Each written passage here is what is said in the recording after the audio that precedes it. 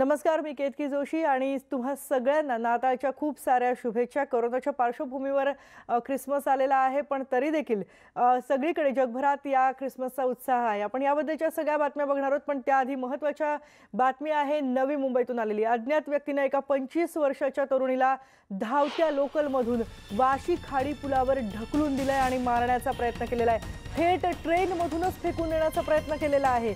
ही सगळी धक्कादायक घटना उघडकीला आलेली आहे। मंगळवारी हे झाल्याची माहिती पोलिसांनी दिली आहे। वाशी खाडी पुलावर रेल्वे रुळालगत ही तरुणी जखमी अवस्थेत सापडली आणि त्यानंतर हा सगळा प्रकार उघडकीला आला। प्राथमिक तपासात या तरुणीवर लैंगिक अत्याचार झाल्याचं सुद्धा उघडकीला आलेला आहे आणि त्यानुसार वाशी रेल्वे पोलिसांनी अज्ञात व्यक्तीविरोधात या तरुणीला जीवे मारण्याचा प्रयत्न केल्याप्रकरणी तसंच बलात्काराचा गुन्हा दाखल करून आता तपासाला सुरुवात केली आहे। तिच्यावर लैंगिक अत्याचाराचं आढळून आलंय, मात्र फॉरेन्सिकच्या अहवालानंतर अधिक स्पष्ट होईल असं पोलीस म्हणतायत। या गुन्ह्याच्या तपासासाठी वाशी रेल्वे पोलिसांनी हार्बर आणि मध्य रेल्वेवरच्या सर्व सीसीटीव्ही फुटेजची तपासणी केली आहे, मात्र ही तरुणी नेमकी कुठल्या स्टेशनवरून चढली हे सीसीटीव्हीत आढळून आलेलं नाहीये। आपण बघतोय एका तरुणीला धावत्या लोकलमधून फेकून देण्याचा, ढकलून देऊन तिला मारून टाकण्याचा प्रयत्न करण्यात आलेला आहे। मंगळवारी हा सगळा प्रकार घडलाय, पण महत्त्वाचं म्हणजे या तरुणीवर लैंगिक अत्याचार झाल्याचं उघडकीला आलेलं आहे। ज्या तरुणानं तिला ढकलण्याचा प्रयत्न केला तो नेमका कोण होता ते कळत नाहीये। ही तरुणी टिटवाळा इथे राहायला आहे आणि पवई इथे ती घरकामासाठी जात असल्याची सुद्धा माहिती मिळते। आठवड्यातनं एकदा ती घरी जाते आणि त्यानुसारच ती घरी गेलेली होती। मंगळवारी सकाळी 6च्या दरम्यान हे सगळा प्रकार घडल्याचं सांगितलं जात आहे। रविवारी ती तिच्या घरून निघाली होती कामावर जाण्यासाठी, त्यानंतर तिच्या कुटुंबियांचा तिच्याशी काहीही संपर्क झालेला नव्हता। ही तरुणी वाशी खाडी पुलावर अप रेल्वे मार्गाच्या रुळालगत जखमी अवस्थेत सापडली। मोटरमनच्या ते लक्षात आलं आणि त्यानंतर त्यांनी स्टेशन मास्टरला ही माहिती दिली। त्यानंतर मग पोलिसांनी याची दखल घेतली आणि मग या तरुणीला ताब्यात घेतले। पण महत्त्वाचं म्हणजे या तरुणीला ढकलून देण्याचा प्रयत्न करणारी व्यक्ती कुठे आहे, फरार कशी झाली, हा सगळ्यात महत्त्वाचा प्रश्न। आणि बलात्कारचा गुन्हा दाखल करण्यात आलेला आहे। RPF आणि रेल्वे पोलिसांनी तिथं धाव घेऊन या तरुणीला लगेचच ताब्यात घेतलं होतं आणि प्रथमोपचार तिच्यावर केले होते। मुंबईतल्या जे रुग्णालयात तिच्यावर आता सध्या उपचार सुरू आहेत। पण महत्त्वाचं म्हणजे तिच्यावर लैंगिक अत्याचार झालेल्या सुद्धा आढळून आलेला आहे आणि त्यानंतर तिला ढकलून देण्याचा प्रयत्न झाला का, नेमकं काय घडलं होतं हे आता पोलीस तपासांतीच स्पष्ट होणार आहे। ही तरुणी कुठून नेमकी चढली याचा आता पोलीस शोध घेत आहेत। तिच्याबरोबर असलेली जी व्यक्ती आहे, जो तरुण आहे, तो कोण होता आणि तो नेमका कसा फरार झाला, कुठे त्यांनी तिला ढकलून दिलं, काय नेमकं कारण आहे, हे सगळं आता पोलीस याचा तपास करतायत। एका अज्ञात व्यक्तीच्या विरोधात सध्या तरी बलात्काराचा आणि त्याचप्रमाणे जीवे मारण्याचा प्रयत्न केल्याचा गुन्हा दाखल करण्यात आलेला आहे। वाशी खाडी पुलावरची ही घटना आहे। मंगळवारी पहाटे घडली असं पोलिसांचं म्हणणं आहे। या तरुणीवर लैंगिक अत्याचार झालेत आणि तिला रेल्वे रुळावर फेकून देण्यात आलं होतं। या तरुणीचा काय गुन्हा आहे म्हणून तिला अशा प्रकारे अत्यंत निर्दयीपणे फेकून देण्यात आलेलं होतं, असा आता प्रश्न विचारला जातोय। आपल्या सोबत आहेत आमचे प्रतिनिधी विनय म्हात्रे। विनय, हे सगळंच धक्कादायक आहे। काय नेमकं आतापर्यंत हाती लागलंय? कारण ही तरुणी, तिच्यावर लैंगिक अत्याचार झाल्याचं सांगितलं जात आहे। तिला ज्यांनी फेकून दिलं त्या तरुणाबाबत काही कळलंय का? केतकी, अजूनपर्यंत तपास सुरू आहे, कारण जी तरुणी आहे तिच्यावरती आता मुंबईतल्या जे हॉस्पिटलमध्ये उपचार सुरू आहेत आणि उपचार म्हणजे ती जेव्हा आढळली त्या पुलावरती त्यावेळी ती बेशुद्ध अवस्थेमध्ये होती आणि बेशुद्ध अवस्थेमध्ये तिला नवी मुंबईतल्या रुग्णालयामध्ये तिला दाखल करण्यात आलं, तिच्यावर उपचार करण्यात आला। मात्र प्रकृती गंभीर असल्यामुळे तिला पुन्हा जे रुग्णालयात नेण्यात आलं आणि तिथे उपचार सुरू आहेत। काल संध्याकाळपर्यंत ती आहे, मात्र ती एवढी प्रचंड घाबरलेली आहे, एवढ्या भीतीच्या वातावरणामध्ये ती असल्यामुळे तिला पोलिसांनी पण देखील तिच्याशी चौकशी करणं थांबवलेलं आहे किंवा डॉक्टरांनी पण त्याच्यामध्ये मनाई केली की आजचा दिवस तिच्याशी चौकशी करू नका, तिच्याशी फारसं बोलू नका कोणी। त्यामुळे तिच्याशी फारसं बोलणं झालं नाही। त्यामुळे परंतु दुसऱ्या बाजूने पोलिसांनी जेवढे म्हणजे मानखूर पासून CST पासूनचे जेवढे वाशीपर्यंतचे किंवा वाशीच्या पुढचे जेवढे स्टेशन्स आहेत त्या सगळ्या स्टेशन्सवरचे सीसीटीव्ही फुटेज चेक करायला सुरुवात केली कालपासून। त्या माध्यमातून ही तरुणी कोणासोबत स्टेशनला आली आणि कोणासोबत कुठल्या गाडीमध्ये चढली, की गाडीचा टायमिंग कोणता होता, ह्याचा सगळ्याचा तपास कालपासून आज पोलीस आपल्या पद्धतीने पूर्णपणे करतायत. मात्र पोलिसांच्या हाती अजून फारसं लागलेलं नाही. पोलिसांनी म्हटलं की आम्ही योग्य दिशेने आमच्या तपासाला सुरुवात केलेली आहे. आम्ही वेगवेगळ्या टीम तयार केल्यात आणि या टीम आम्ही आमच्या पद्धतीने काम करतायत. लवकरच आम्ही त्याच्यापर्यंत पोहोचू असं पोलिसांचं म्हणणं आहे. मात्र सध्या मुलीची तब्येत आहे ती सुखरूप आहे, तेवढं सगळ्यात महत्वाचं आहे. प्राथमिक अंदाजावरती तिच्या जेव्हा माहिती पडलं की तिच्यावरती लैंगिक अत्याचार झाला तर डॉक्टरांनी म्हटलं त्या अनुषंगाने तशा पद्धतीचा तपास म्हणजे बलात्कार आणि ह्या सगळ्या गोष्टीचा तपास आता पोलिसांनी सुरू केलाय. येथेही सगळ्यात महत्वाचं म्हटलं म्हणजे ही मुलगी राहते टिटवाळ्याला आणि ती कामाला येते पवईला, ती घरकाम करते. घरकाम करणारी मुलगी आणि ही प्रत्येक शनिवारी आपल्या घरी टिटवाळ्याला जाते आणि शनिवार रविवार घरी राहून रविवारी संध्याकाळी ती पुन्हा पवईला येते. नेहमीप्रमाणे ती मागच्या रविवारी देखील पवईसाठी निघाली, मात्र ती पवईला पोहोचली की नाही पोहोचली आहे आणि घरच्यांना तेव्हापासून तिचा संपर्क नाहीये. पोलिसांनी आता ती कुठे कामाला आहे, ती पवईला ज्या घरामध्ये कामाला आहे त्या घरातल्या लोकांशी संपर्क साधला, त्यांच्याशी चौकशी सुरू केलेली आहे. टिटवाळा तिचे जे नातेवाईक आई वडील त्यांच्याशी चौकशी सुरू केली आहे. चोहोबाजूने अशी चौकशी सुरू केली आहे. मात्र अजूनपर्यंत पोलिसांच्या हाती फारसं काही लागलेलं दिसत नाही रात्रभरापर्यंत. आता रात्रभरामध्ये काय झालं नक्की त्याचा आता थोड्या वेळातच माहिती मिळेल. मात्र संपर्क तुटला होता. रविवारी संध्याकाळपासून तिचा संपर्क नव्हता. मग ती रविवारची रात्र आणि सोमवारचा संपूर्ण दिवस ती कुठे होती, ती त्या रेल्वेमध्ये आली कशी आणि तिला रेल्वेमधून टाकलं कसं गेलं, जेव्हा ढकलताना त्यावेळी त्या डब्यामध्ये कोण होतं का, एवढं सकाळच्या वेळेमध्ये असं घडू शकत नाही कारण खूप मोठ्या प्रमाणात गर्दी असते येण्या जाणाऱ्यांची. असं असताना देखील नक्की कसं काय घडलं याचा देखील तपास आहे. किंवा जर लैंगिक अत्याचार झाला हा रेल्वे डब्यामध्ये झालाय की त्या कुठे बाहेरच्या बाजूला झालंय आणि तिला तिकडे नंतर आणलं गेलंय का, हा सगळा ह्याचा तपास आता वाशी पोलीस स्टेशन आहे जे सिव्हिल पोलीस आहेत ते आपल्या पद्धतीने करतायत. विशेष अधिकारी त्याच्याकरता नेमलेले त्यांनी ह्या तपासाला सुरुवात केली. मात्र अजूनपर्यंत फारसं धागेदोर त्यांच्या हातात लागलेले नाहीयेत. कितकी अगदी विनय, हेच सगळे प्रश्न आहेत की एक तर ही पवईला जर कामासाठी निघाली होती तर ती तिथे पोहोचली का, आणि जर ती रविवारी घरून निघाली होती तर मग मंगळवारपर्यंत तिचा घरच्यांशी संपर्क का झाला नाही, तिच्यावर लैंगिक अत्याचार झाले तर ते नेमके कोणी केलेत आणि जो जो तरुण तिच्या बरोबर होता तो नेमका कोण आहे, हे खूप महत्त्वाचे प्रश्न आहेत. आणि विनय, तिच्या घरच्यांशी काही बोलणं झालंय का, त्यांच्याकडून काही माहिती मिळू शकली का, कारण रविवारी ही जर घरातून निघाली होती आणि त्यांचा संपर्क झाला नव्हता तर त्यांनी काही तक्रार वगैरे दाखल केली होती का, किंवा ती जिथे काम करते त्या लोकांशी काही संपर्क साधला होता का? नाही, अजूनपर्यंत त्यांच्यापर्यंत संपर्क साधणे शक्य होत नाही कारण पोलिसांकडून तिचं संपूर्ण माहिती गुप्त ठेवण्यात आलेली आहे. त्याची कोणतीही कल्पना पोलिसांकडून दिली जात नाहीये, कोणतीही माहिती दिली जात नाही. फक्त पोलिसांकडे एवढं सांगण्यात येतं की आम्ही योग्य दिशेने चाललेलो आहेत, आम्ही योग्य दिशेने तपास आमचा सुरू केलेला आहे. ज्या अनुषंगाने डॉक्टरांचं म्हणणं आहे त्या डॉक्टरांच्या सांगण्यावरून त्या पद्धतीने तपासाला सुरुवात केली, तसे गुन्हे रजिस्टर केलेत. मात्र नातेवाईकांपर्यंत किंवा ज्या घरामध्ये कामाला आहे त्या घरातल्या लोकांशी काय झाले ती माहिती अजूनपर्यंत येऊ शकली नाहीये. आणखी एक सगळ्यात त्यामधलं महत्वाचा मुद्दा आहे, जरी रविवारी संध्याकाळी ती मुंबईला आली असेल, सोमवारी कदाचित संपर्क साधण्याचा प्रयत्न झाला असेल, परंतु आपल्याकडे जी यंत्रणा आहे पोलीस यंत्रणा आहे त्याच्यामध्ये आपण जर मिसिंग केस कुठल्याही पोलीस ठाण्यामध्ये जरी करायला गेलो तरी प्रत्येक ठिकाणी नातेवाईकांना त्यांचं हे सांगितलं जातं की तुम्ही थोडा वेळ वाट बघा, थोडे तास शोधा, तुम्ही शोधा, नंतर आम्हाला. विनय, मी तुला थांबवते कारण आपल्या सोबत आहेत सामाजिक कार्यकर्त्या तृप्ती देसाई. तृप्तीताई, तुम्ही ऐकलं असेल, खरोखर ही खूप धक्कादायक घटना आहे आणि काहीच सुगावा मिळत नाहीये. काय नेमकं सांगाल, कारण बलात्काराचा गुन्हा तर दाखल करण्यात आलाय, लैंगिक अत्याचार करून या तरुणीला वाशी खाडी जवळ फेकून देण्यात आलेलं आहे. नाही, हे सगळं धक्कादायक आहे. आपल्या महाराष्ट्रामध्ये अशा पद्धतीच्या घटना घडत आहेत वारंवार. वेगवेगळ्या आपण बघितलं की कोरोना काळात सुद्धा क्वारंटाईन सेंटरमध्ये सुद्धा नवी मुंबईच्या इथे जो आहे तो बलात्काराचा प्रकार घडला होता. त्यानंतर सुद्धा अनेक सोयी सुविधांसाठी पाठपुरावा बऱ्याच संघटनांनी केला, परंतु तरी सरकारने जो आहे तो पुढाकार घेतला नव्हता. आज नवी मुंबईची ही जी घटना घडलेली आहे ती अत्यंत धक्कादायक आहे. आरोपी सापडत नाहीत, गुन्हा दाखल केला जातो, नातेवाईक घाबरलेल्या अवस्थेत असतात आणि अशा अनेक महिला ज्या आहेत त्या वेगवेगळ्या ठिकाणी कामाला जात असतात.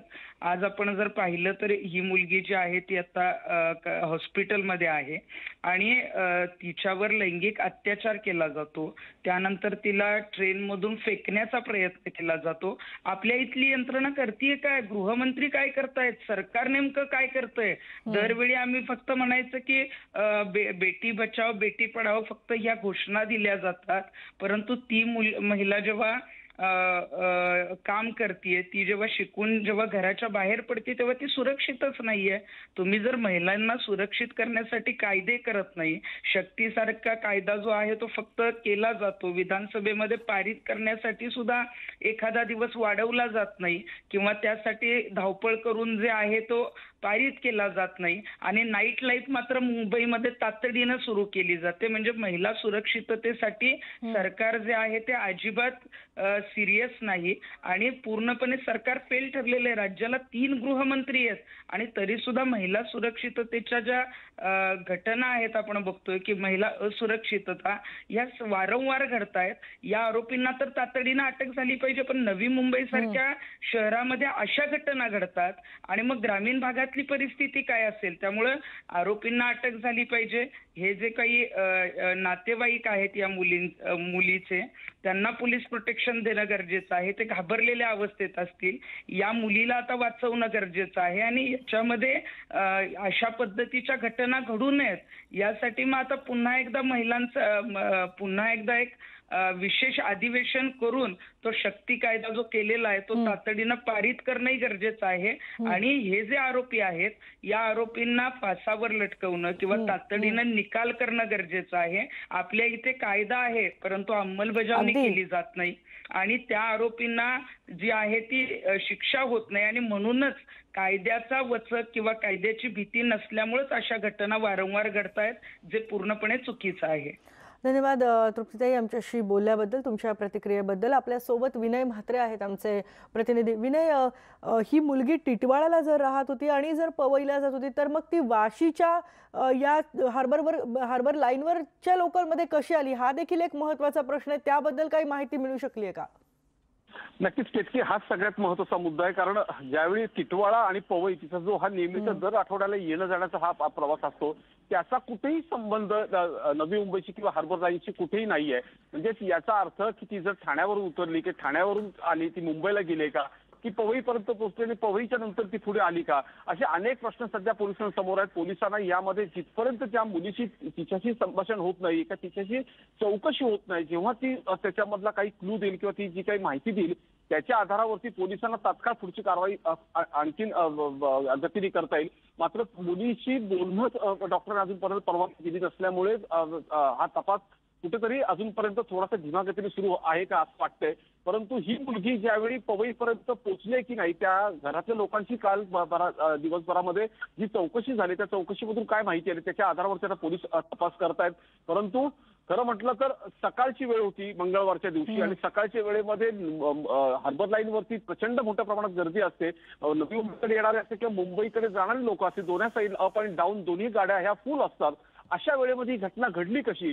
सुदैवाने तिला नदी म्हणजे खाडीमध्ये फेकण्याचा प्रयत्न त्यांचा होता, परंतु खाडी म्हणजे रेल्वे डबा आणि खाडीच्या मध्ये पुलाच्या मध्ये थोडीशी गॅप आहे, त्या गॅप मध्ये पडली आणि तिथे जो लोखंड होता त्या लोखंडाचा मार तिला लागल्यामुळे ती बेशुद्ध पडली आणि त्या ट्रॅक वरती पडली. मागची येणाऱ्या गाडीने तिला जेव्हा त्या प्रवाशांना ती मुलगी दिसली त्यांनी पोलिसांना सांगितलं, त्याच्यानंतर तिला तिथून आणण्यात आलं.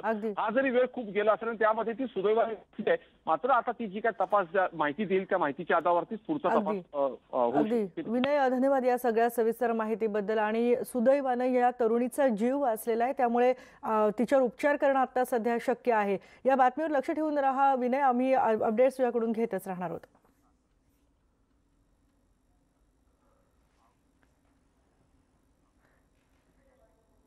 आणि याच्या पुढची बातमी बघूयात. नवीन वर्ष जवळ येत आहे आणि मुंबई पोलिसांचं अंमली पदार्थ विरोधी पथक आता जास्त सक्रिय झालंय. अंमली पदार्थ विकणाऱ्या तस्करांवर जोरदार कारवाई सुद्धा आता सुरू झाली आहे. अंमली पदार्थ विरोधी पथकाच्या आझादनगर युनिटनं तब्बल 27,50,000 रुपयांचं 275 ग्रॅम मॅफेड्रॉन म्हणजेच MD ड्रग्ससह एकाला मुंबईच्या 2 टाकी परिसरातून अटक केली आहे. मोहम्मद नवाज मोहम्मद इजाज शेख असं या आरोपीचं नाव आहे आणि तो वाहनाच्या स्पेअर पार्ट्स विक्रीचा सुद्धा व्यवसाय करतो. आझादनगर युनिटच्या पोलिसांना या अंमली पदार्थ तस्कराची माहिती मिळाली होती. पोलिसांनी एक पथक तयार केलं आणि त्याच्यावर 2 टाकी परिसरात छापा टाकला. त्याला ताब्यात घेऊन त्याची झडती घेतली आणि पोलिसांना त्यावेळेला तब्बल 275 ग्रॅम इतकं MD आढळलं. मोहम्मद नवाज हा मुंबईमध्ये मोठ्या प्रमाणात अंमली पदार्थांची खरेदी विक्री करतोय आणि त्याची एक टोळी आहे ती आंतरराज्यीय अंमली पदार्थ तस्करीत सहभागी असल्याचा सुद्धा पोलिसांना संशय आहे.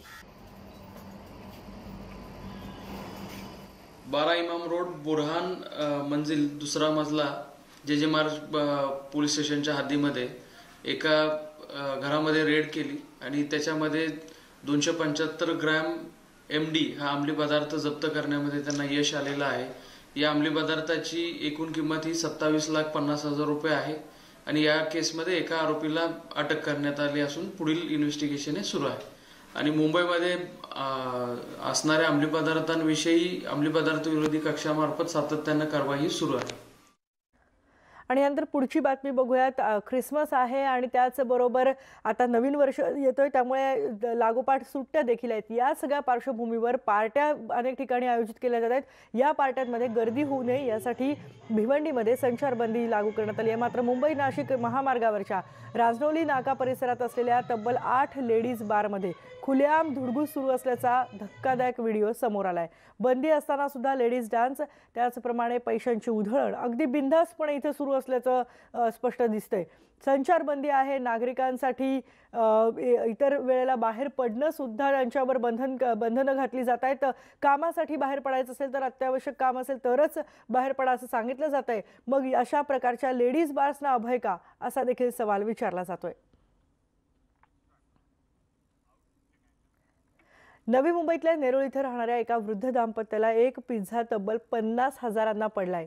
असं घडलंय की नेरुळ सेक्टर 6 इथे मेरिडियन सोसायटीत विष्णू आणि रोमी हे दोघंच जण राहतात। विष्णू यांच्या डोळ्यांची शस्त्रक्रिया झाली आहे, त्यामुळे जेवण काहीतरी बाहेरून मागवण्याच्या दृष्टीने त्यांनी ऑनलाईन पिझ्झा मागवला। पिझ्झाची ऑर्डर देताच त्यांना एक फोन आला। फोनवर 5 रुपये भरण्याचं सांगत त्यांना एक लिंक पाठवण्यात आली।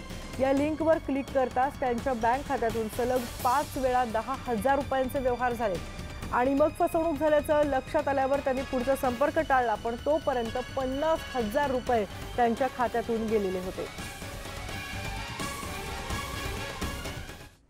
इनके अकाउंट से पैसा चला गया, पिज्ज़ा भी नहीं आया। और जब डोमिनोज वाले से हम लोगों ने पूछा तो बोलते हैं हम लोगों ने नहीं कुछ किया। और नंबर उनका जो है वो हमारी वाइफ के फ़ोन पे आया और उन्होंने उनको ही कांटेक्ट किया।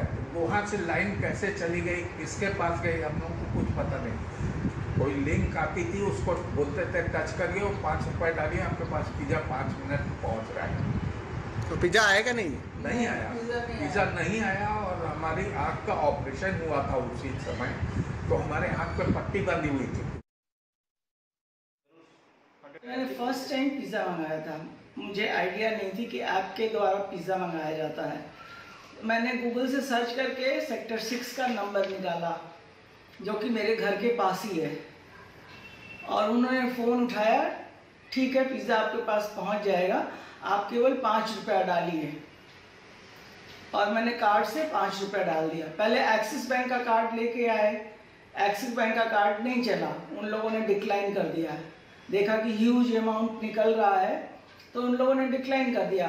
फिर उसके बाद बोला दूसरा कार्ड लेके आइए आप। फिर हम SBI का कार्ड लेके आए, तो SBI के कार्ड से उन लोगों ने लिंक भेजना शुरू किया और बोला 5 रुपये डालिए अब आप, और लिंक को बंद मत करिएगा। लिंक को आप एक बार टच करिए और बंद मत करिएगा।